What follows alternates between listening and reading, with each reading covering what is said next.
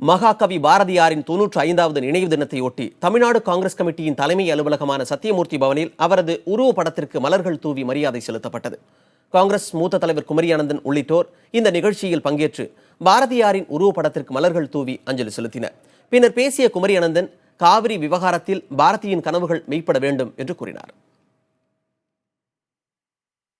காவிரி தென்பெண்ணை பாலாறு தமிழ் கண்டதோர் வையை பொருணை நதி மேவிய ஆறு பலவோட திருமேனி செழித்த தமிழ்நாடு என்று காவிரி என்னுடைய தமிழ்நாட்டில் எல்லா இடங்களிலும் செல்ல வேண்டும் என்று சொன்னான்.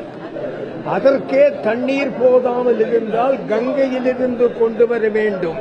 இன்னரும் நீர்க்கங்கை ஆறு எங்களாரே, இன்னரும் நீர்க்கங்கை ஆறு எங்களாரே என்று பாரதி பாடினான்.